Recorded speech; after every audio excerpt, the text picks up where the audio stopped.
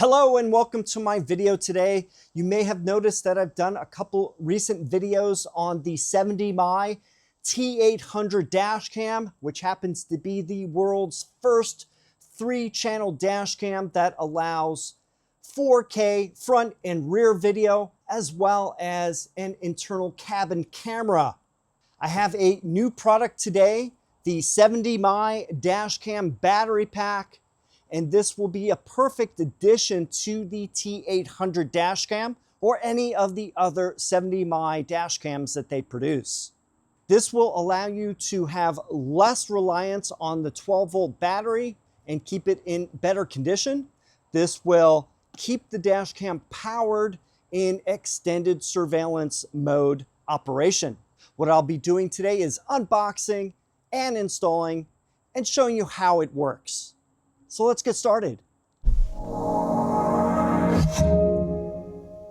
So here we have the 70mm dash cam battery pack box. I'm going to be opening it up now. All right, here is the box. I'm going to turn it over on the side so we get some more information here. We have the model numbers, the BL96NNX. Nominal voltage is 12.8. Rated capacity 7,500 milliamp hours. Let's see what else we have here. Limited charging voltage 14.6. DC output is 11.2 through 14.2 volts at 2 amps max. We have a USB Type-C output, 5 volts at 2.4 amps max. And some other information. We have the charging temperatures 0 to 45C, which is 32 to 113 degrees Fahrenheit. Discharge temperature minus 10C to 60C, which is 14 through 140 degrees Fahrenheit. We have the website information and the service email. Let's turn it over and we're going to be opening it up. And on top, we have the dash cam information here. This is showing the two methods for installation. The first method is the 12-volt power, and the second method is using a direct wire to the fuse box. I'm going to be showing the 12-volt installation today. In a future video, I'm going to show how to do the hardwire system for the fuse box. Under that, we have the user manual, which seems to be fairly detailed. Keep that for your records. And we have the battery pack itself. It has a nice aluminum exterior. We have the 70mm labeling on the top. Let's have a look at it. Move this out of the way. So here is the case. It's a rectangular shape with rounded edges. On this end here, we have that pretty much the same information that was on the box. On the other side, we have a DC in connection, 12-volt output. That's going to be for the direct wire connection that goes to the dash cam, or you could use the 5-volt USB-C connection to the dash cam. So these are the two output options. For input, you can choose either the direct wire or the 12-volt connectors. Then we have an on-off switch, and that's about it. There's a little tab here that is for the protection of the surface. I'm going to peel that off right now. So nice piano black finish there. So I'm going to move this out of the way and see what else is in the box. This cardboard out of the way. And let's take a look at what we have here. We have some Velcro that you can attach to the unit. So this is for when installing the battery pack. You can place it either in several areas. You can put it under the seat or in the trunk area. Wherever you have space available, you'll attach these Velcro strips so that it will not move around. For the direct wiring, there are a number of different fuse types, and these are adapters that will connect to the fuse box itself. You have anywhere from micro to mini to standard fuse sizes here, and one of these will be the right one for your vehicle. There's also another Velcro cable tie. So this is so when you want to install the unit, you can wrap up the wires to keep them tidy. This is also used for the direct wire kit. This would be attaching to the unit in this spot right here. And then this would connect to your existing direct wired kit that you may have purchased with the 70My T800 or other dash cams. This will allow you to have the direct wire kit, which allows 4G connectivity through the SIM card in that unit so that you can have access anywhere that you have a signal. So this is what would connect to that. We have some spare fuses, and here is the USB-C connector. This is the USB-C cable that will attach from the battery pack to the dash cam. And finally, this is the direct wire setup cable for the battery pack. I'm going to open this up to get a little bit better look at it. This would attach to this port right here. And then these other connectors will connect to the fuse box. You're going to have this go to the ground. This will go to the accessory. This one is for the permanently on connection in the car, and that's what will attach to one of these fuse bypasses. I'm not going to, as I mentioned, I'm not going to be using this today since I'm going to be doing just the 12-volt setup. And this is a separate kit that was sent to me, and this is called the 70My Dashcam Battery Pack Accessory Kit. This is the cigarette lighter or 12-volt kit. So I'm going to open that up and show you what's in there. So this would connect to the 12-volt in the car for the Fisker Ocean. That would be in the rear of the trunk area. And then we have the other end, which will connect right here on the battery pack. So you could route this to wherever you want to have that battery pack located. So very flexible in that.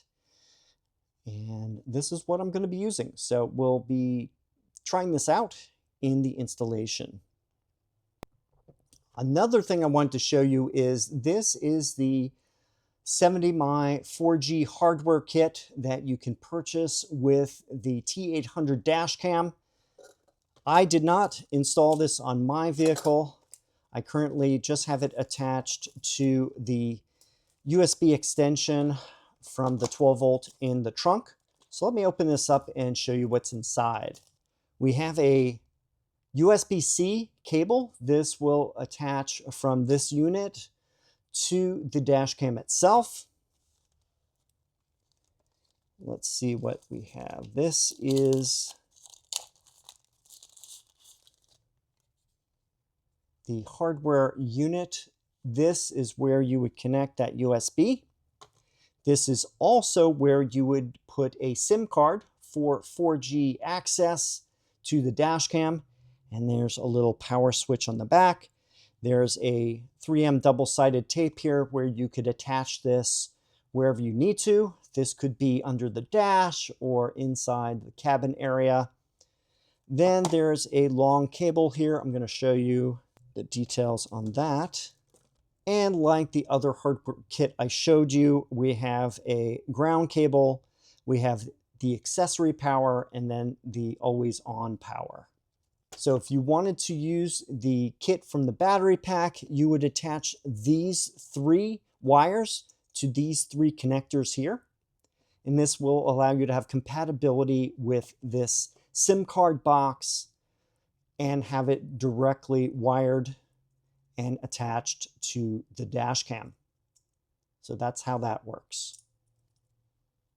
So here we have the parking surveillance adapter cable. This attaches to the battery pack, and then these 3 connectors attach to these 3 connectors that are part of the direct wire that goes to the dash cam. The only thing we need to do is we need to cut the end off of this one so that the connector here is just a bare wire. These can be directly attached to these by lifting up there. So I am going to lift that up, and these are all labeled. So this one says VCC. So I'm going to take the VCC, which is this one right here. I'm going to insert that into the opening. Then I close it, lock that one in. Then I take the next one, which is for the ACC or accessory connector. I'm going to open this end here and then insert that. That one's locked in place. Then I'm going to take a wire cutter. I'm going to cut the end off here.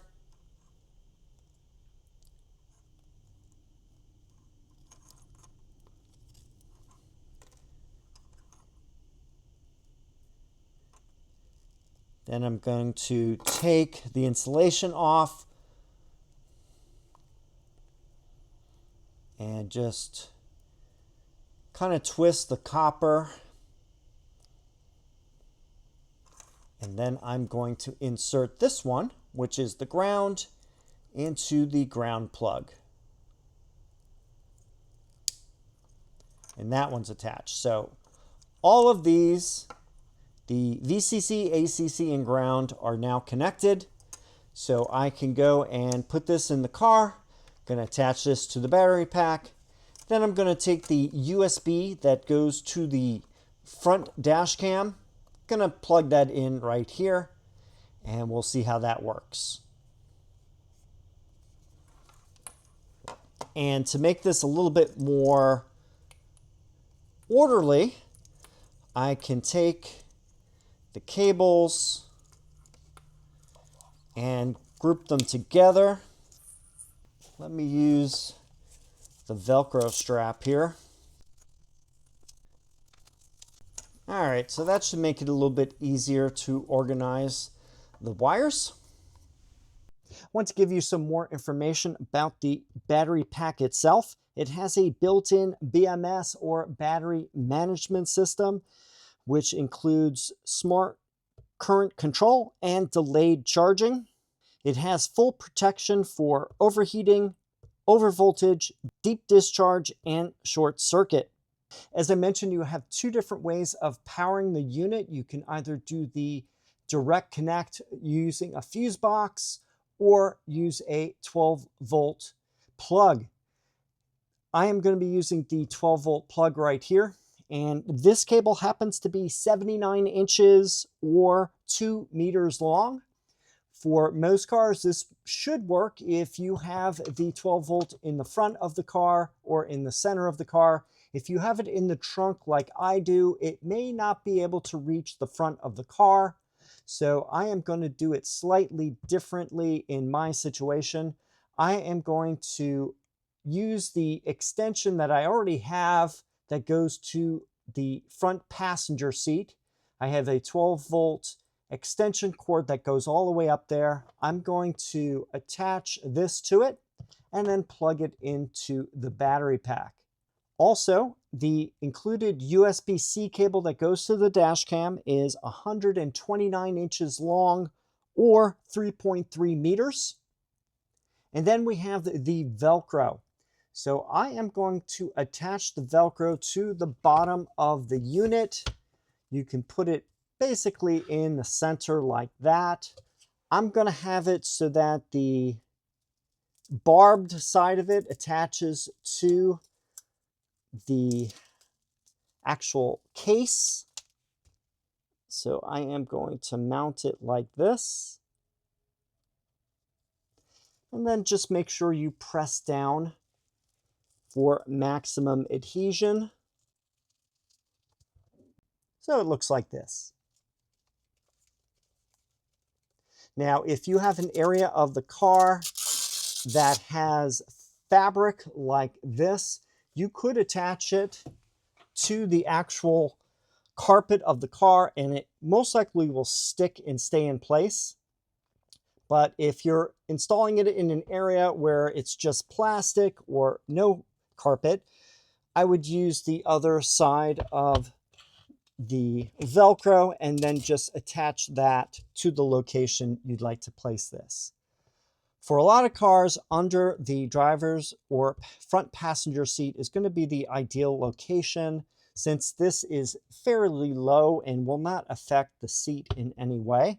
I'm going to attach the power cable here. So let me do that now. So DC in goes like this. So I am going to route the cable and I'm going to show you where I'm going to be locating the actual battery pack. This is the front right passenger seat. I am going to move the seat all the way forward so I get more access underneath. I have run the 12-volt extension from the trunk all the way to the seat here, and here is where it comes out.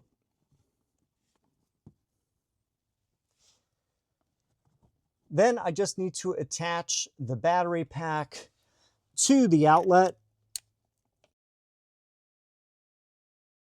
I am going to plug the USB that goes to the dash cam into the adapter box right here. Then I take the power cable from the adapter and I'm going to insert that into the battery pack right here.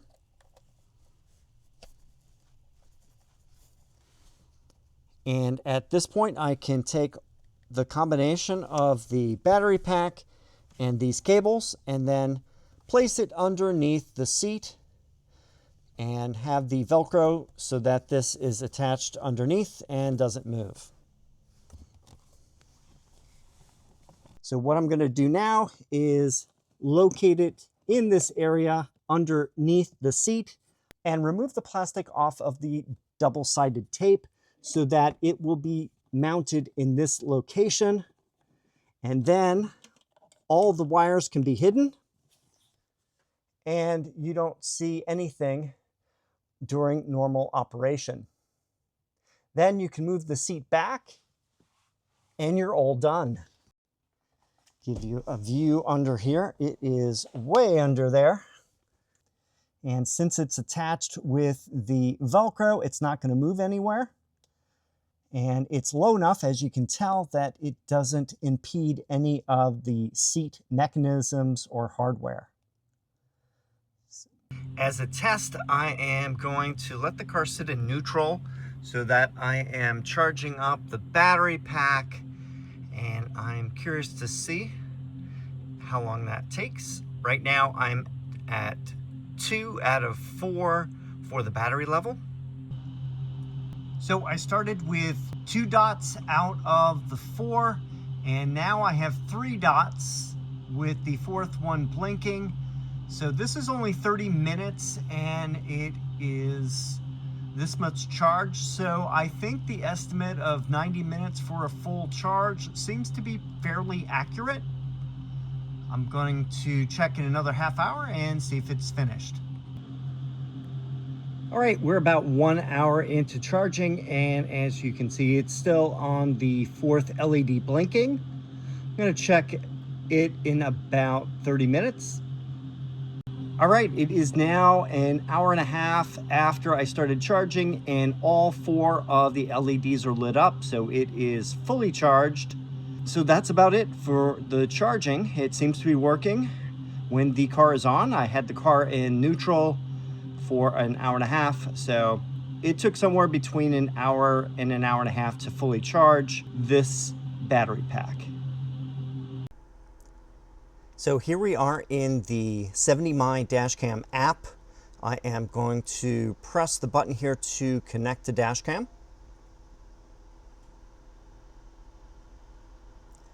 Then we go down to settings, and we're going to scroll down until we see parking security.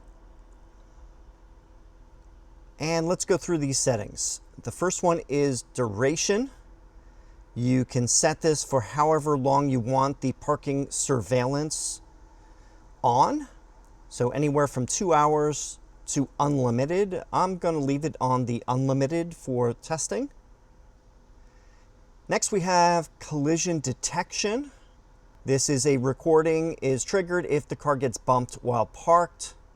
The settings of collision detection sensitivity and crash response strategy can be memorized, and they work independent of whether the collision detection is enabled or disabled under parking surveillance. So I am going to turn collision detection on.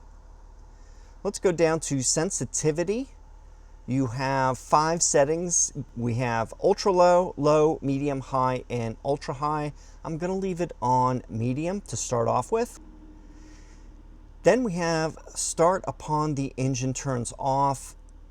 You have the options for respond instantly or postpone for 5 minutes. I think I'm going to leave it on the postpone because that gives it about 5 minutes after the car is stopped and you exit, and then it turns on, so you won't have any false positive alarms. So I'm going to keep it on that. Then we have indicator, which is going to be a little icon on the dash cam itself to let you know that this is active. So I'll turn that one on. All right, so that's enough with the collision detection. I'm going to go down to motion detection now. When there is a suspicious activity in the view of the dashcam during parking, it will start recording. So let's go to motion detection. The cam continues to work with the engine off. Please note that this function uses battery power. Used with discretion. The dashcam shuts off automatically to protect the vehicle and itself when long exposed to direct sunlight or high ambient temperature. So the first part's not a problem for us because we have the battery backup, so that battery pack is going to help us. All right, and now let's go down to sensitivity. Same options as before: ultra low, low, medium, high, and ultra high. I'm going to leave it on medium. And then there's the indicator icon on the dash cam screen. I'm going to turn that on.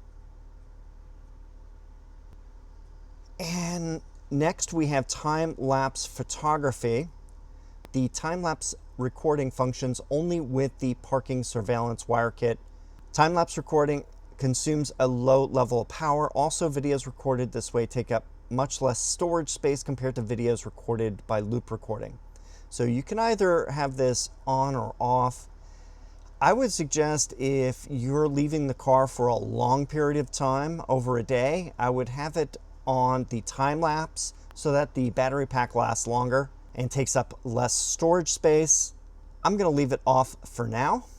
And then recording footage, you have the options for which cameras are going to record. So you got front camera, front plus cabin, front plus rear, front plus cabin plus rear. So I am going to go for all of them.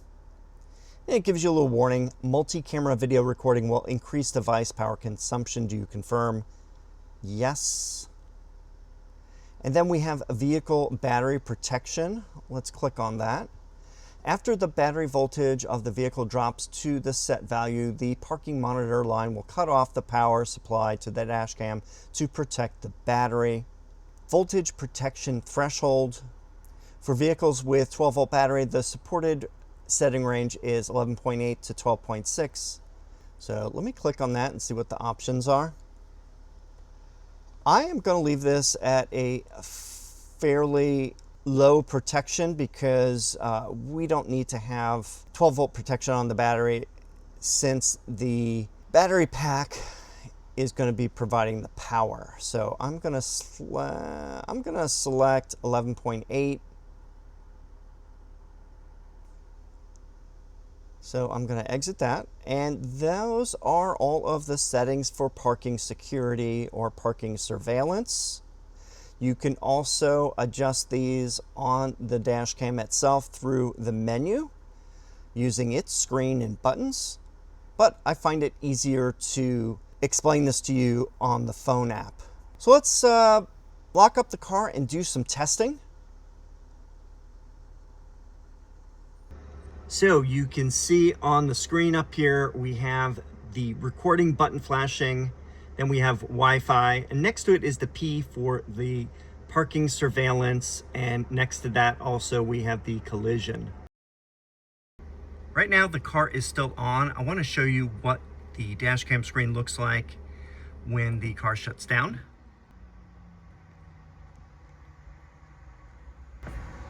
Entering the parking surveillance mode.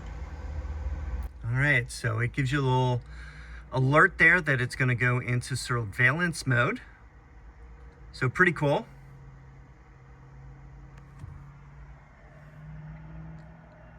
So when you press the brake to turn the car on, the dash cam will also turn on. That's because it's using the battery pack to determine if the car is on or off. So you don't need to worry about pressing the power button. It will automatically turn on the dash cam when you start up the car. All right, so let's test the motion detection.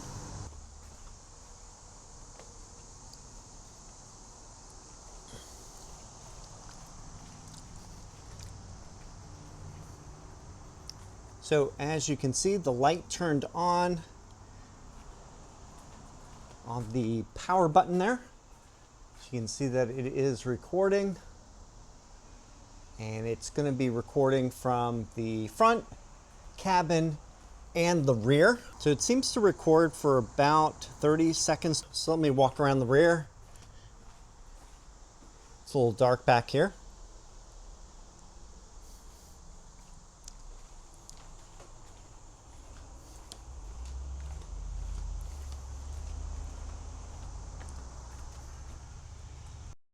Let's do some testing on the collision detection.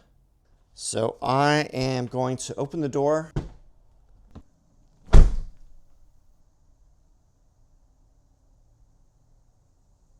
There it goes.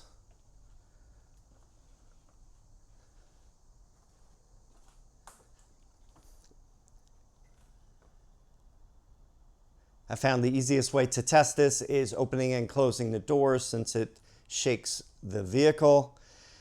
One thing, it's hard to test collision in this sort of situation, but that's the best I can do.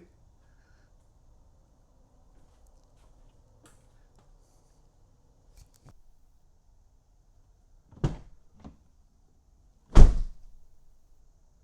right, there we go. We saw the light go on when I opened and closed the door. So it will be recording. I'm doing this in the dark so you can compare it to the other videos I did in daytime.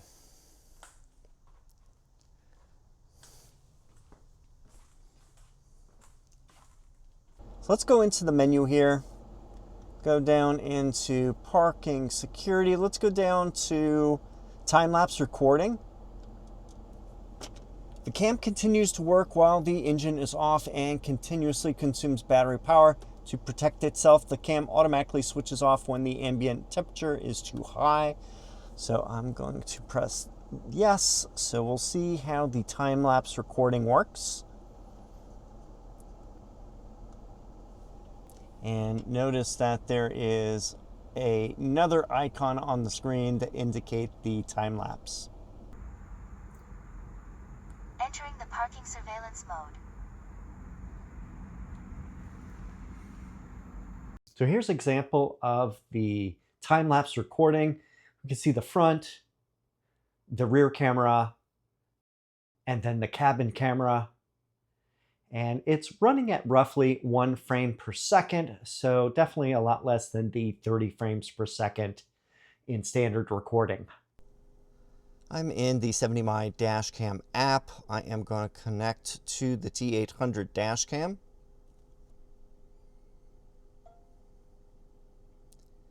And let's look at the album section right here. And let's look at the different sections. We have parking surveillance. We have time-lapse video. You can see front camera, cabin camera, and rear camera. And you can download any of these or watch any of these on the phone app. Let's go into parking surveillance. Let's look at 11:59.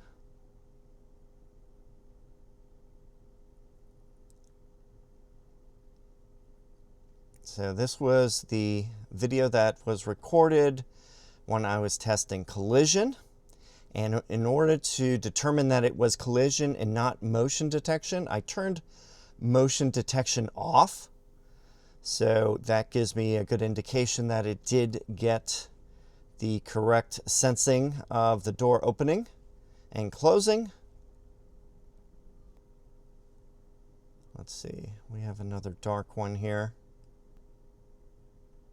And yep, so that was also one where I was doing the door. All right, so success on the collision detection. So for example, I am going to take that video and download it. And as you can see, it's very quick to download to the phone. So that about wraps it up today on the 70My battery pack. I did the unboxing and installation, and I also demonstrated the different features such as motion detection and collision. I also showed you the different settings to adjust and also how to download the videos to your phone, or if you need to, you can take out the micro SD card and put that in a laptop or PC. You can also choose how many cameras you want to record in parking surveillance. You can have the front camera, rear camera, or the cabin camera, or any combination of the three. This will affect the battery life, and if you want the longest amount of battery life, I also recommend putting the time-lapse feature on so that it can record in lower frames per second. Basically, you're going to see 1 frame per second and instead of the normal 30. This will greatly reduce the amount of space and battery needed for parking surveillance.